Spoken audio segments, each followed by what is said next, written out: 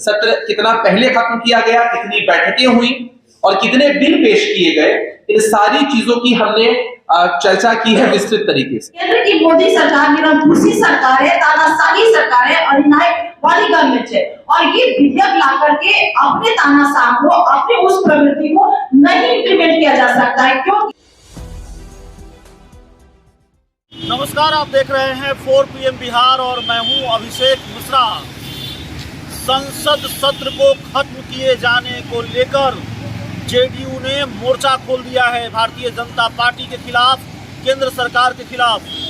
JDU और BJP की दोस्ती टूटी है और इस दोस्ती के टूटने के बाद दोनों के बीच जो दुश्मनी है उसका रंग लगातार गाढ़ा होता जा रहा है। एक तरफ भारतीय जनता पार्टी इस शराबबंदी को लेकर, जहरीली शराब कांड को लेकर जेडीयू पर हमलावर है, मुख्यमंत्री नीतीश कुमार पर हमलावर है, तो दूसरी तरफ अब जेडीयू ने भी मोर्चा खोल दिया है। जेडीयू ने भी उस हमले का जवाब देना शुरू कर दिया है। हालांकि शराब कांड को लेकर, शराबबंदी को लेकर जो हमला हो रहा था उसका जवाब जेडीयू पहले भी दे रही थी, लेकिन संसद सत्र को छोटा किए जाने को लेकर या संसद सत्र को जल्दी खत्म किए जाने को लेकर जेडीयू ने अब भारतीय जनता पार्टी पर निशाना साधा है। भारतीय जनता पार्टी को, केंद्र सरकार को तानाशाह बताया है। जेडीयू ने कहा है, जेडीयू के प्रवक्ताओं ने बकायदा आज प्रेस कॉन्फ्रेंस की है। जेडीयू के प्रवक्ता अभिषेक झा, जेडीयू की प्रवक्ता अन्नू माना ने और साफ तौर पर कहा है कि अध्यादेश के सहारे सरकार चला रही है। केंद्र सरकार सिर्फ अध्यादेश लाती है और जाहिर तौर पर ये उनकी तानाशाही का प्रतीक है। सुनिए क्या कह रहे हैं जेडीयू के दोनों प्रवक्ता अभिषेक झा और अन्नू मारा। वार्ता का जो शीर्षक है वही बहुत महत्वपूर्ण है। शीर्षक है सिमटती संसद। किस तरह से संसद में जनता के लिए काम नहीं हो रहा है। सभी जानते हैं कि देश की संसद जनता के पैसों से, जनता के लिए चलती है। वहां बिल पेश होंगे, बिल पास होंगे, जनता का काम होगा, जनता के बुनियादी मुद्दों पर चर्चा होगी, तब जाकर संसद की सार्थकता जो है वो साबित होगी। दो महत्वपूर्ण बिंदु हैं जिस पर हम चर्चा करना चाहते हैं। सबसे पहले ये है कि लगातार संसद के सत्र का समय कम किया जा रहा है और दूसरा जो महत्वपूर्ण विषय है वो ये है कि संसद में पेश होने वाले बिल यानी विधेयक की संख्या लगातार बीते वर्षों में कम होती जा रही है और अध्यादेशों की संख्या बढ़ती चली जा रही है। इन दो विषयों पर हम चर्चा करेंगे। जो पहला महत्वपूर्ण विषय है उस पर कुछ पॉइंट्स मैं आपके सामने रखना चाहता हूं। पॉइंट्स सबसे महत्वपूर्ण यही है कि संसद का सत्र अगर लंबा होगा तो विभिन्न मुद्दों पर चर्चा हो पाएगी, बिल पेश हो पाएंगे, पक्ष और विपक्ष के लोग अपनी मंशा जो है उस पर व्यक्त कर पाएंगे और जब डिस्कशन होगा तो चीजें बेहतर तरीके से बाहर निकल पाएंगी। लेकिन आप लोगों ने देखा है, आप लोग लगातार खबरों को कवर करते हैं कि किस तरह से कल संसद में यह बताया गया कि 23 दिसंबर को ही संसद का सत्र समाप्त किया गया अनिश्चितकालीन के लिए, जबकि यह सत्र 29 दिसंबर तक चलना था और लगभग एक हफ्ते पहले सत्र को समाप्त किया गया। जो कारण दिया गया वो भी बेहद हास्यास्पद था, आपको भी सुनकर आश्चर्य लगेगा।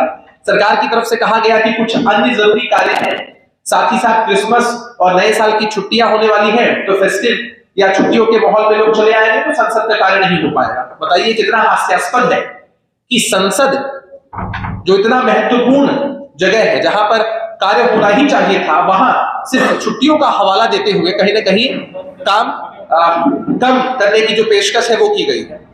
जबकि आप लोगों को ध्यान होगा, नहीं ध्यान है तो मैं बता दूं कि वर्ष 2011 की बात करें तो वर्ष 2011 में जो विंटर सेशन था, जो शीतकालीन सत्र था, वो 29 दिसंबर तक चला था, जबकि 8 दिन एक्स्ट्रा चला था। 29 दिसंबर से 8 दिन पहले ही सत्र को समाप्त होना था, लेकिन तब की सरकार कार्य करने के लिए संकल्पित थी, इसलिए 8 दिन ज्यादा शीतकालीन सत्र चला था।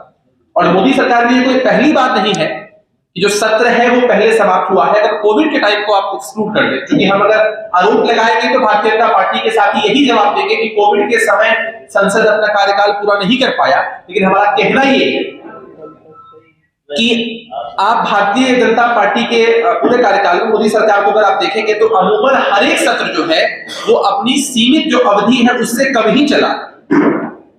तो कोविड एक एक्सक्यूज उनकी तरफ से हो सकता है, लेकिन ये सच्चाई है कि संसद ने अपना सत्र पूरा नहीं किया और ये लोकतंत्र पर हमला नहीं तो और क्या।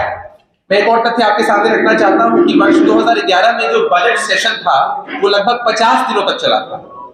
वहीं 2022 की बात करें तो ये महज 24 दिनों तक चला था। आप अंतर समझ सकते हैं, एक तरफ 50 दिनों की बात होती है, एक तरफ महज 24 दिन बजट सत्र चलता है। वर्ष 2022 में संसद मात्र 75 दिन चला है। ये जो हमारा वर्ष बीता है उसमें महज 75 दिन। लेकिन अगर हम वर्ष 2011 की बात करें तो संसद ने 110 दिनों तक काम किया है। एक बड़ा अंतर फिर से आपको देखने को मिल रहा है। अभी जो प्रेस विज्ञप्ति हम देंगे या यहाँ भी हमारे पास टेबल है, इस टेबल में विस्तृत रूप से हमने विभिन्न वर्षों में जो एनडीए का कार्यकाल रहा है उसमें और उसकी तुलना हमने की है यूपीए के कार्यकाल से कि किस तरह से सत्र कब शुरू हुआ, कब खत्म हुआ और खत्म होने की निर्धारित तिथि क्या थी, सत्र कितना पहले खत्म किया गया, कितनी बैठकें हुई और कितने बिल पेश किए गए। इन सारी चीजों की हमने चर्चा की है विस्तृत तरीके से। अब मैं आग्रह करूंगा, हमारी प्रवक्ता साथी हैं, प्रबुद्ध साथी हैं जो महाराज जी, उनसे मैं आग्रह करूंगा कि जो दूसरा पहलू है, बहुत महत्वपूर्ण पहलू है वो, उस पहलू पर विभिन्न जो पॉइंट्स है वो आप लोगों के समक्ष रखें ताकि जनता में यह संदेश जा सके कि भारतीय जनता पार्टी के लोग बातें तो बड़ी बड़ी करते हैं लेकिन कार्य करने में हमेशा पीछे रहते हैं। पहले एक सवाल आपसे है, जैसे अभी आपने संसद के सवालों पे, संसद के कार्यों पे सवाल उठाया कि समय से अवधि से कम चल रहा हो, ठीक उसी तरह आपके गठबंधन के नेता सुधाकर सिंह ने बिहार विधानसभा को लेकर के भी सवाल उठाया कि 60 से 90 दिन सदन चलना चाहिए था, लेकिन पिछले कई सालों से 30-32 दिन या 24 दिन ही बिहार साल में सदन चल रहा है, तो उस पर क्या कहेंगे? मैं आपके सवाल का स्वागत करता हूं। मैंने आपसे बस एक विनम्र आग्रह होगा कि एक बार हमारी प्रवक्ता साथी सभी तथ्यों को पेश कर देती है, फिर हम लोग कंबाइंडली आपके सारे प्रश्नों का उत्तर देते हैं। आपके सवाल का स्वागत। अंजुम जी। बहुत बहुत शुक्रिया अभिषेक जी। अभी आप लोगों के सामने अभिषेक जी ने सारा डाटा वाइज दिखाया कि मोदी सरकार किस तरह से सेशन को, संसद में जो पार्लियामेंट में हमारा सेशन चलता है, सेशन को कम कर रहा है, किया जा रहा है। और जब सेशन कम हो रहा है तो इस चीज को हम समझ सकते हैं, जब सत्र कम होंगे तो बैठकें कम होंगी और बैठकें जब पार्लियामेंट की कम होगी तो किसी भी विषय पे या किसी भी बिल पे हमारा विमर्श कम होगा और जब विधेयक पे विमर्श कम होगा तो बिल जो हमारा इम्प्लीमेंट नहीं हो पाएगा और जब बिल इम्प्लीमेंट नहीं होगा तो कोई भी सरकार ऑब्वियस है, स्वाभाविक है कि वो अध्यादेश के माध्यम से, ऑर्डिनेंस के माध्यम से वो बाकी का काम करेगी। हम लोगों ने देखा है कि शीतकालीन जो अभी सत्र हमारा चल रहा था उसमें मात्र 9 विधेयक संसद में पेश किए गए, जबकि 2011 में जो यूपीए की गवर्नमेंट थी उसने शीतकालीन सत्र में 30 विधेयक पेश किए गए थे। और हम लोग देख रहे हैं कि जब से मोदी सरकार सत्ता में आई है तो डेमोक्रेटिक तरीके से, संवैधानिक तरीके से और संसद में विधेयक ला करके काम जो किया जाता है उस तरीके से न कर करके बल्कि ऑर्डिनेंस ला करके मोदी सरकार वो देश में काम कर रही है। जहां वर्ष 2022 में सरकार ने कुल 29 विधेयक संसद में पेश किए थे, वहीं 2011 में यूपीए गवर्नमेंट ने 58 विधेयक पेश किए थे। वर्ष 2014 से लेकर के 2021 के दौरान 7 वर्षों में मोदी सरकार ने 84 ऑर्डिनेंस लाए और उसके माध्यम से काम किए, जबकि यूपीए सरकार ने 10 वर्षों के कार्यकाल में मात्र 61 ऑर्डिनेंस लाकर के काम किया है। एक बात तो हमें मूल रूप से समझना होगा कि आखिर में मोदी सरकार, केंद्र की सरकार ऑर्डिनेंस के माध्यम से क्यों काम करना चाहती है, डेमोक्रेटिक तरीके, संवैधानिक प्रावधानों के अनुरूप विधेयक ला करके वो कानून बना करके काम क्यों नहीं करना चाहती? क्योंकि हम लोग साफ तौर पे इस बात को कहते हैं और ये मानना होगा कि केंद्र की मोदी सरकार निरंकुशी सरकार है, तानाशाही सरकार है, अधिनायक वाली गवर्नमेंट है और ये विधेयक ला करके अपने तानाशाह को, अपने उस प्रवृत्ति को नहीं इम्प्लीमेंट किया जा सकता है। क्योंकि जब विधेयक ला करके आप काम करेंगे तो आपको उस विधेयक को संसद में लाना होगा, उस पर बहस करनी होगी। जब बहस होगा तब जाकर के वो पारित होकर के कानून बनेगा, उसमें वोटिंग होता है। लेकिन जब अध्यादेश लाना होता है तो किसी से ना विमर्श करना होता है, ना उसकी ड्राफ्ट करनी होती है, ना उसको संसद में पेश करना है, ना बहस कराना है, ना उसमें मतदान होना है। बिल्कुल एक तुगलकी तरीके से कह सकते हैं कि तुगलकी फरमान के तरीके से उस पे काम करना होता है। हम लोगों ने हाल के दिनों में देखा जो कृषि बिल लाया गया था, कृषि कानून, वो विधेयक नहीं था, वो कानून एक्ट वो संसद से पारित किया हुआ नहीं था, बल्कि वो ऑर्डिनेंस लाया हुआ था।